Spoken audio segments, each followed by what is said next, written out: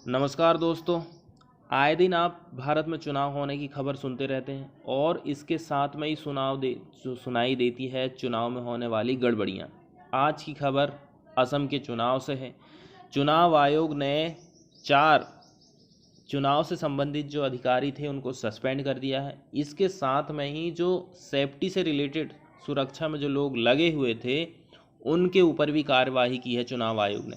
और चुनाव आयोग का कहना है कि राताबाड़ी जहां से ये गड़बड़ी सामने आई है वहां पर हम फिर से चुनाव कराएंगे। बात यह है कि एक बीजेपी का जो उम्मीदवार खड़ा हुआ है उसकी कार में, जिसका रजिस्ट्रेशन उसकी वाइफ के नाम पर है, वोटिंग मशीन पाई गई है। चुनाव आयोग ने कहा है कि खैर इसकी सील नहीं टूटी है, लेकिन फिर भी हम फिर से चुनाव कराएंगे। और दूसरी जो न्यूज़ है दोस्तों वो है तमिलनाडु से। बिल्कुल करेक्ट टाइम में, जबकि तमिलनाडु में चुनाव होने वाला है और ऐसे टाइम में सेंट्रल गवर्नमेंट इन एजेंसियों का प्रयोग करती है, जैसे कि इनकम टैक्स हो गया, सीबीआई हो गया, ईडी हो गया, इनका इस्तेमाल करती है और जो अपोजिट वाली पार्टी है उनके खिलाफ जांच करवाती है बिल्कुल करेक्ट टाइम में। हमको पता है कि तमिलनाडु में अभी चुनाव होने वाले हैं, ऐसा कहना है डीएमके के जो प्रेसिडेंट हैं स्टालिन उनका, क्योंकि अभी अभी इनकम टैक्स डिपार्टमेंट ने छापामारी किया है स्टालिन के जो परिवार वाले हैं उनके खिलाफ। उनके परिवार जैसे कि उनकी बेटी हो गया, उनके दामाद हो गया और भी अन्य लोगों के खिलाफ। तो इससे क्या होता है ना, जिसके खिलाफ भी आप जांच करवा रहे हो उसकी इमेज कहीं ना कहीं ख़राब होती है और उसकी जो वोट लेने की कैपेसिटी होती है वो कहीं ना कहीं घट जाती है। इसके बाद वाली न्यूज़ भी असम से ही है। असम में अभी चुनाव हुए दिस सीजन, तो ड्रग्स ने बीएमडब्ल्यू को पीछे छोड़ दिया। ड्रग्स का ज़बरदस्त इस्तेमाल हुआ है वोट हासिल करने के लिए चुनावी उम्मीदवारों के द्वारा। ठीक है, बीएमडब्ल्यू क्या है? असम में जब भी चुनाव होता है तो उस चुनाव को एसोसिएट करके देखा जाता है, जोड़ के देखा जाता है किसके साथ में, कि लोगों को ब्लैंकेट देना ही भैया, मनी देना पड़ेगा, वाइन देना पड़ेगा, तब हमको वोट मिलेगा। लेकिन इस बार इससे भी कैंडिडेट आगे निकल गए, उन्होंने ड्रग्स का ज़बरदस्त प्रयोग किया है। और इस न्यूज़ को हम थोड़ा सा डिटेल में देख लेते हैं। नारकोटिक्स की यदि हम बात करें तो टोटल इसकी राशि है 34 करोड़ की। इतनी जब्ती हुई है असम के चुनाव में से। नॉर्मली जब भी चुनाव होता है असम में तो उसको एसोसिएट करके देखा जाता है ब्लैंकेट, मनी एंड वाइन की 3 चीज़ें जो है यहाँ के चुनाव से जुड़ी हुई हैं। लेकिन इस बार ऐसा लग रहा है कि जो ड्रग्स हैं उसने बीएमडब्ल्यू को रिप्लेस कर दिया है, उसका स्थान ले लिया है। बात यहाँ पर बताई जाती है कि जब यहाँ पर चुनाव आचार संहिता लागू हुई तो अलग अलग एजेंसियाँ या फिर अलग अलग अधिकारी लोग यहाँ पर जांच कर रहे थे, जैसे कि इन्फोर्समेंट है और भी अदर जो रेगुलेटरी एजेंसीज हैं, उन्होंने कैश जब्त किया, दारू जब्त किया, और यदि सबको हम मिला दें तो इसकी टोटल कीमत हो रही है 110 करोड़ रुपया। यहाँ पर जो जांच में जो अधिकारी लगे हुए थे उनको आश्चर्य होता है। उनका कहना है कि पैसा और शराब ये तो कॉमन बात है, यहाँ पर इस्तेमाल होती है, लेकिन आश्चर्य वाली बात ये है कि 34 करोड़ का ड्रग्स यहाँ पर इस्तेमाल में किया गया है। ठीक है, नारकोटिक्स मतलब मादक पदार्थ यहाँ पर इस्तेमाल में लाया गया है। और यदि हम सिगरेट और टैबाको मतलब तंबाकू के उत्पादों की बात करें तो इसका आकलन 14 करोड़ बताया जा रहा है, जो कि इंडियन और फॉरेन ब्रांड के हैं। दोस्तों दुनिया इतनी आगे बढ़ गई है ये हमें तो पता ही नहीं चलता है। इसमें बताया गया है कि 6,000 करोड़ का चरस, देखिए मैं परफेक्टली डाटा नहीं बता रहा हूँ, सीधा सीधा एवरेज रूप में आपको बोल देता हूँ। मैं ये नहीं बोल रहा हूँ कि 6,892.82 किलो चरस जब्त किया गया। मैं सीधे सीधे बोल दे रहा हूँ, 6,000 किलो चरस जब्त किया गया। क्रिस्टलाइन मेथाम्फीन की यदि हम बात करें तो 10 किलो जब्त हुई। 4 किलो हीरोइन, 1 किलो मार्फिन और 252 ग्राम ब्राउन शुगर जब्त हुआ। और मेथाम्फेटामाइन कैप्सूल और पिल्स की यदि हम बात करें तो 3,02,188 जो है इसकी कैप्सूल और पिल्स जब्त की गई हैं और अदर सब्सटेंस भी जब्त किए गए हैं। पिल्स का मतलब होता है गोली। पार्टिकुलर यदि हम एरिया की बात करें, जो ईस्ट वाला जो आसाम है ना, वहाँ पर सबसे ज़्यादा ड्रग्स पाया गया, जो कि सबसे ज़्यादा जहाँ पर टी प्लांटेशन होता है। ऑफिशियल का कहना है कि अदर एरिया में ड्रग्स की तस्करी तो हो ही रही है, लेकिन अब ये ईस्टर्न असम में भी होने लगा है। अब पार्टिकुलर यहाँ पर जगह का नाम भी बताया गया है बराक वैली का, कि यहाँ पर डीलर्स लोग म्यांमार, मिजोरम और बांग्लादेश यहाँ पर तस्करी करते हैं। ठीक है, किस किस चीज़ की? Heroin, methamphetamine and hycodine cough syrup, इनकी तस्करी यहाँ से होती है। अभी तक हमने देख ली बराक वैली, इसके बाद हमने देख ली ईस्ट वाला असम। अब इसके बाद यहाँ पर बताया गया है वेस्टर्न असम का धुबरी डिस्ट्रिक्ट। ये भी एक प्रकार का क्या है, चैनल है इन सब चीज़ों के आदान प्रदान करने का, जहाँ पर इसकी इधर से उधर ट्रांसपोर्ट किया जाता है। और यहाँ पर बात बताई गई है कि देखो, चरस की जब्ती ना ईस्टर्न असम में कोई बड़ी बात नहीं है। कब से? जब से जो साउथ वाला जो अरुणाचल प्रदेश है और नागालैंड है, यहाँ पर ये लोग इसकी खेती करने लगे हैं, तभी से। दोस्तों, इस प्रकार से फ्रंट पेज की हम खबर देख चुके हैं जो जो इम्पोर्टेंट थी। इसके बाद वाले पेज से तो कोई भी जो है इम्पोर्टेंट खबर समझ में नहीं आती है, तो हम आगे बढ़ते हैं और आगे वाले पेज को देखते हैं। दोस्तों, आने वाले समय में ना छोटे छोटे गांव भी शहर का रूप ले लेंगे। इस प्रकार से हमें ऐसा लग रहा है कि हम प्रगति करेंगे। तो यदि हम विकास कर रहे हैं तो विकास के साथ साथ में हमें अपनी संस्कृति को भी जिंदा रखना है। ऐसा नहीं कि हम अपनी संस्कृति को भूल जाएं, हमारे गांव की भाषा, कपड़े लत्ते, रहन सहन, नाच गाना, जो कुछ भी होता है वो हम उसको भूल जाएं। इसी से रिलेटेड एक न्यूज़ यहाँ पर आई है, वर्ल्ड सिटीज़ कल्चरल फोरम, जिसमें केजरीवाल पार्टिसिपेट करने वाले हैं। इस पेज में यही एक न्यूज़ है इम्पोर्टेंट, जिसको हम देखेंगे। न्यूज़ का टाइटल है, Kejriwal will represent Delhi at world cities culture forum. Delhi को रिप्रेजेंट करेंगे दिल्ली के मुख्यमंत्री केजरीवाल।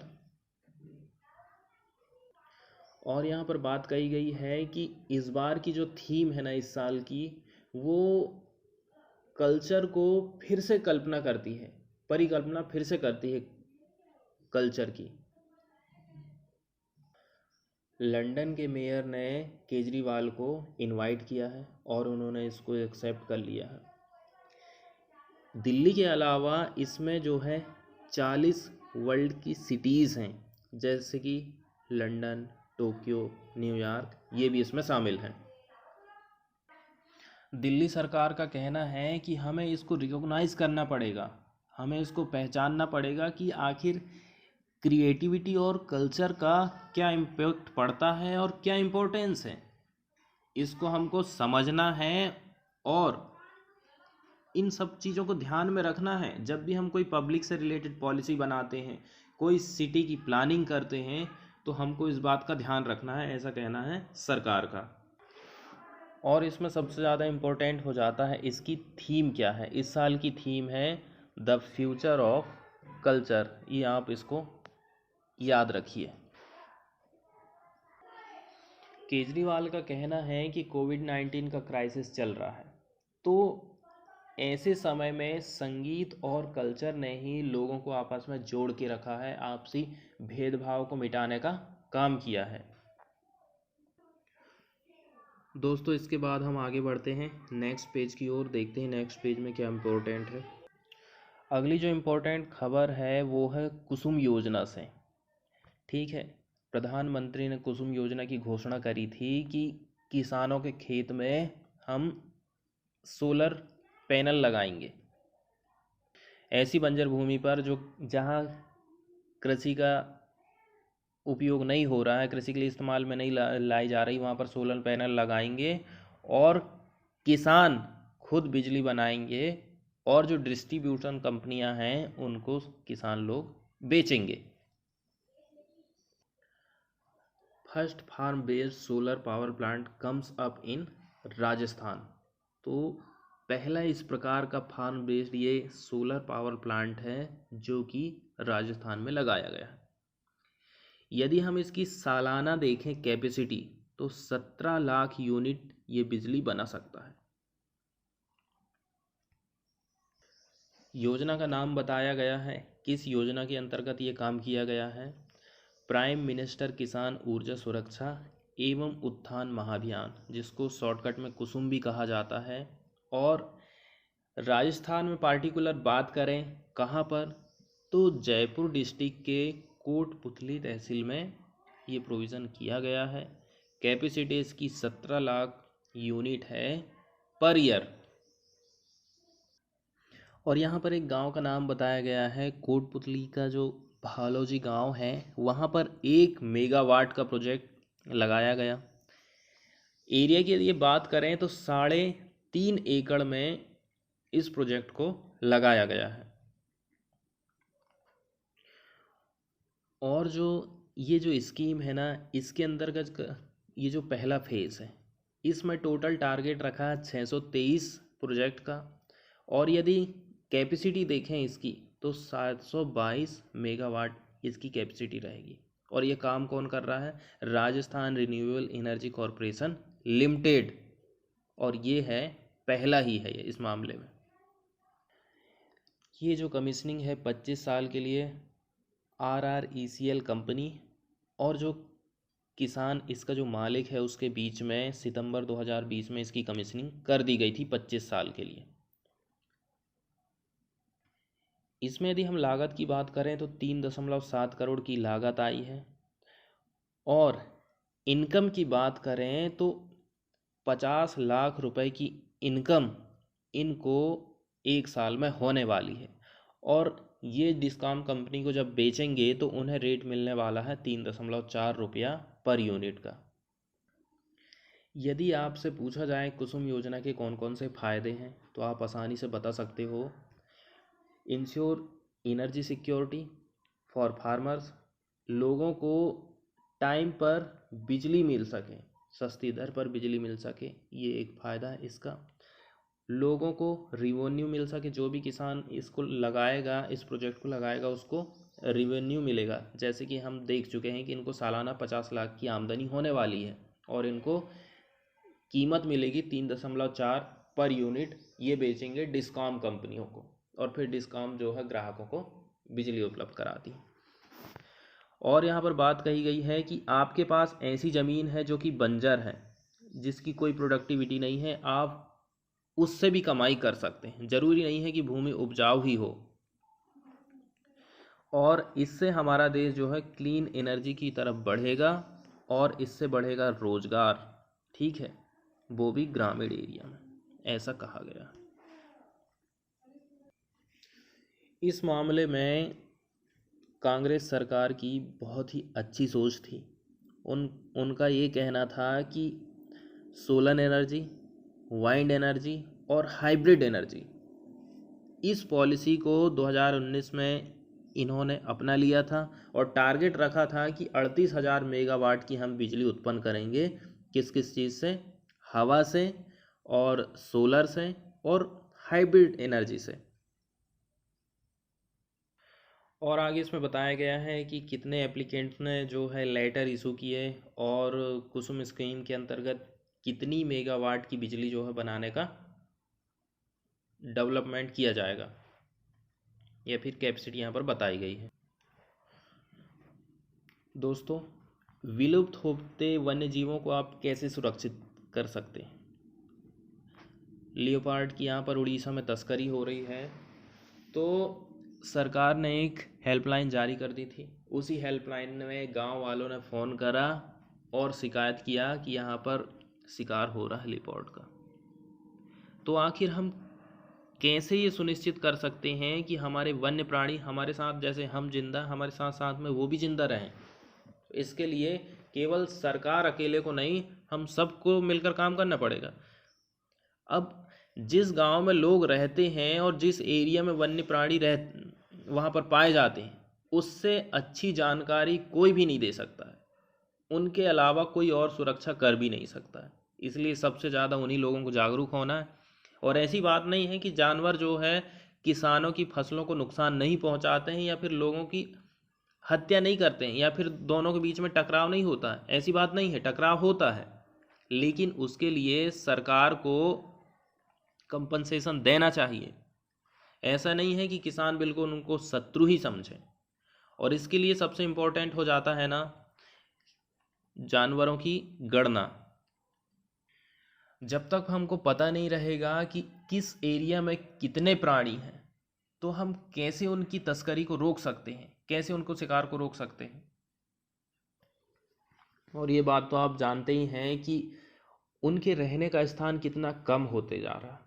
वहाँ पर सड़कें बनाई जा रही हैं, वहाँ पर से खेती के लिए जंगलों को काटा जा रहा है। इसी के चक्कर में वन्य प्राणी और इंसान के बीच में जो गतिरोध है वो बढ़ते ही जा रहा है।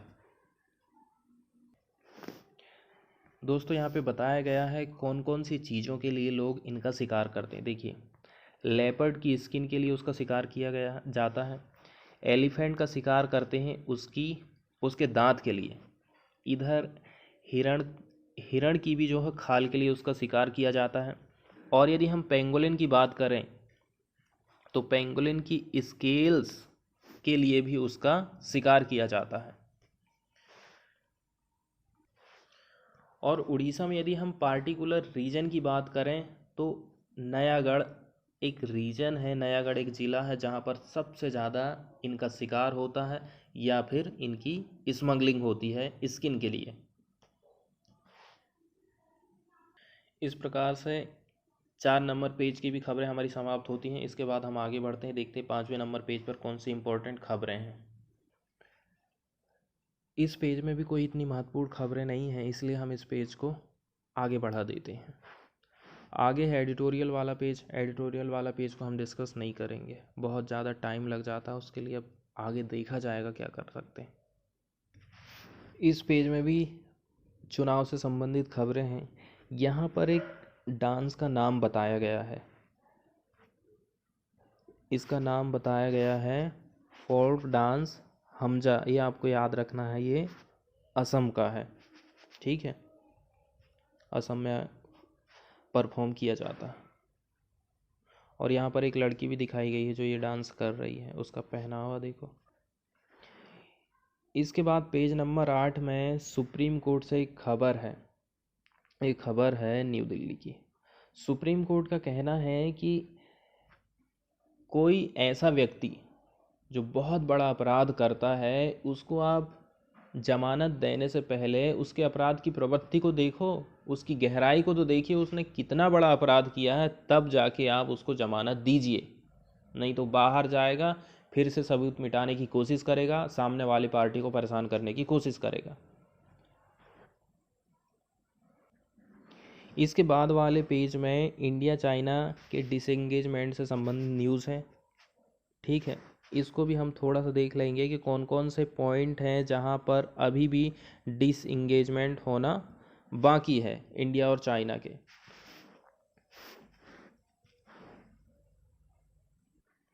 मिनिस्ट्री से खबर आई है कि अभी एलएसी में जितने भी ऐसे पॉइंट हैं, ठीक है, जहाँ पर डिसएंगेज अभी होना बाकी है, बहुत जल्दी उसको हम रिसॉल्व कर लेंगे ईस्टर्न लद्दाख में।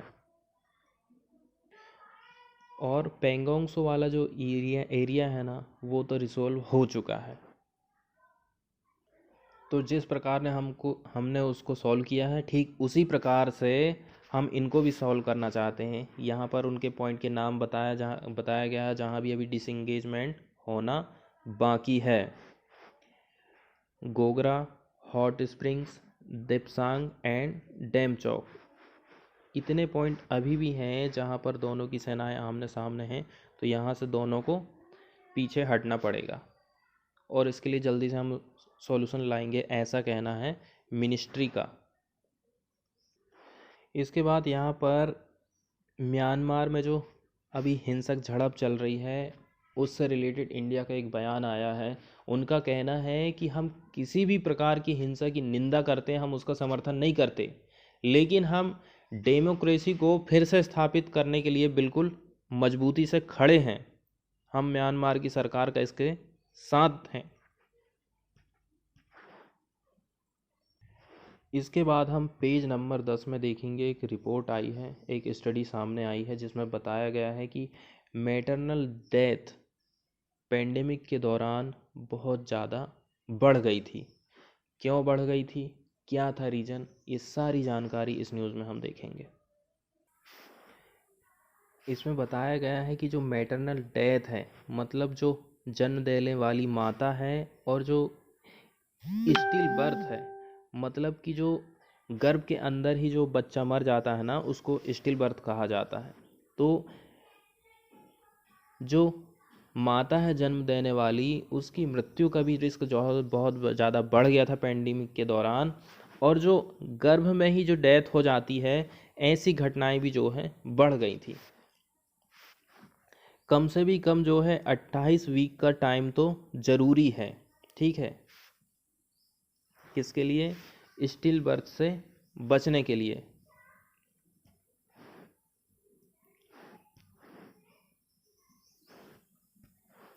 ये पिक्चर देख रहे हैं ना आप दोस्तों, इसमें प्रसव होने वाली महिला का वज़न देखा जा रहा है, ठीक है। टाइम टाइम पर उसके वज़न की चेकिंग की जाती है।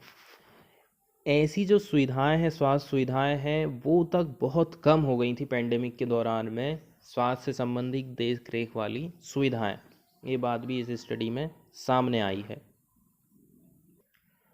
और जो स्टडी हम पढ़ रहे हैं ना, ये लैंसेट ग्लोबल हेल्थ जर्नल की एक स्टडी है। यदि हम परसेंटेज में इस बात को कहें तो 28% ये ऐसी घटनाएं बढ़ गई हैं जिसमें माता की मृत्यु हो जाती है, बच्चा जो है गर्भ में मर जाता है। और यदि हम इसी को कहें तो इसको हम कह सकते हैं 1/3 जो है घटनाएं वो बढ़ गई पेंडेमिक के दौरान। दोस्तों, इस दौरान महिलाओं को बहुत ज़्यादा टेंशन हो रही थी, कैसे हम इलाज के लिए जाएंगे, डॉक्टर अवेलेबल नहीं है, सभी डॉक्टर कोविड-19 के इलाज में लगे हुए हैं। तो इससे जो माता है उसके माइंड पर असर पड़ा, और उसका असर पड़ता है आउटपुट पर, मतलब आने वाले बच्चे पर भी इसका जो है असर पड़ता है। इसमें बताया गया है टोटल, ये है, इसमें टोटल बताया गया है 40 स्टडी हुई थी। टोटल 17 कंट्रीज़ में इसको किया गया था, जैसे कि नाम यहाँ पर बताया, Brazil, Mexico, US, Canada, UK, Denmark, Netherland, Italy, India, China and Nepal, ठीक है।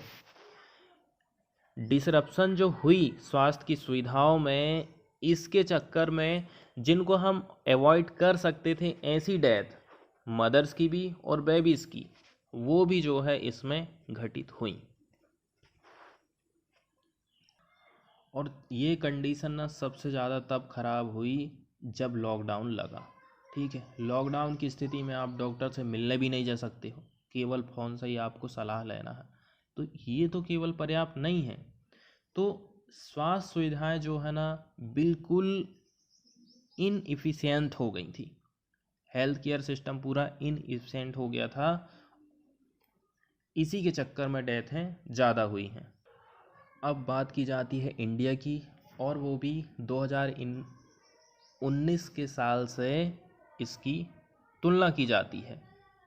There was a 27% drop in pregnant woman receiving. देखिए 27% की गिरावट आई है। जो प्रसव से पहले जो चेकअप होता है, स्वास्थ्य की देखभाल जो होती है, कि 4 बार से ज़्यादा उनको लाभ मिल पाया हो, ऐसा जो डेटा है वो 27% कम हो गया है। और हॉस्पिटल में जो डिलीवरी होती थी उस डिलीवरी में 28% की कमी आई है। और जो जन्म से पहले की जो देखभाल रहती है, केयर रहती है ना, जो सर्विसेज होती हैं, उसमें भी 22% की कमी देखी गई है। इसी के कारण जो है डेथ मदर और बेबीज़ दोनों की हुई है। इसके बाद हम देखते हैं नेक्स्ट पेज में क्या इंपॉर्टेंट न्यूज़ है। ये तो कंप्लीट हो गया हमारा ये वाला पेज। आने वाले पेज में भी कुछ इंपॉर्टेंट न्यूज़ समझ में नहीं आती है, इसको भी हम आगे बढ़ाते हैं।